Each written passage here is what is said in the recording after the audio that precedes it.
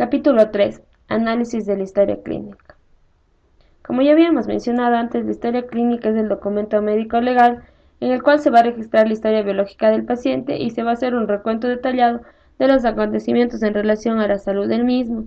Por esta razón se debe detallar cada una de las partes de la historia clínica sin saltarse ni olvidarse de ninguna. La crítica constructiva consiste en analizar la historia clínica y dar nuestro punto de vista personal, con el fin de corregir algunos errores que se encuentren presentes en la historia clínica y que éstas nos lleven a obtener un diagnóstico correcto. La lista de problemas. La lista de problemas consiste en la elaboración de un listado de los problemas extraídos de la anamnesis y del examen físico, los cuales van a requerir de la atención del médico o de los miembros del equipo sanitario. Aquí se debe considerar los signos, los síntomas, los hallazgos ya sea de las pruebas complementarias, ya sean estas de laboratorio o imagen, problemas psicológicos, sociales y los factores de riesgo, entre otros. Los problemas deben ser registrados en la historia clínica de manera ordenada, secuencial y cronológica y se deben poner de manera concreta y resumida. El diagnóstico sindrómico. Síndrome es el conjunto de síntomas y signos que adquiere la individualidad propia y que puede obedecer a múltiples causas o enfermedades.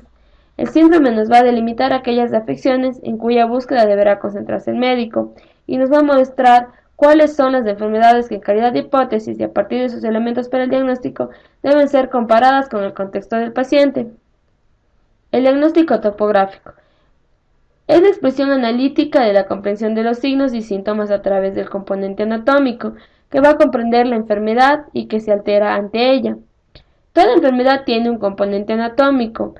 Sustraer la anatomía de la patología es imposible, pues la una forma parte de la otra, pero conocer lo que comprende como normal es un arma fundamental para develar los rastros que abandona el autor del padecimiento, sea cual sea, para seguir la pista hasta encontrarlo y tratarlo adecuadamente.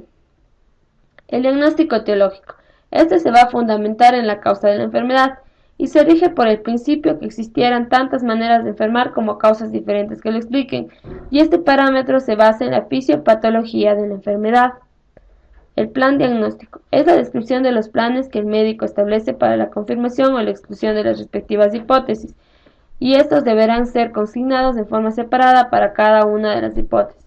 Dichos planes pueden incluir procedimientos diagnósticos, medidas terapéuticas y educacional. El plan diagnóstico.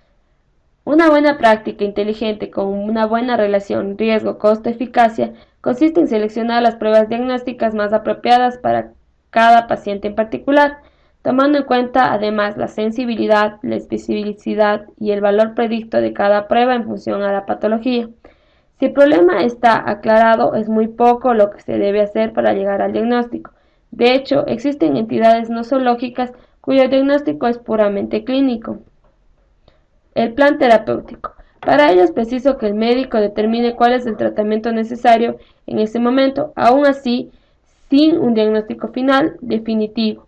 Existen medidas terapéuticas temporales o sintomáticas aceptadas que deben indicarse. Antitérmicos en caso de fiebre elevada, hidratación oral o parenteral en caso de deshidratación y analgésicos en caso de dolor, entre otros. El plan educacional. Aquí incluyen los derechos y deberes de los pacientes y sus familiares durante el proceso desde su primera consulta hasta el ingreso o alta del paciente. Se indicará si se advirtió al paciente acerca del riesgo y algún procedimiento y si se le explicó por qué y para qué se realizó el mismo. Gracias.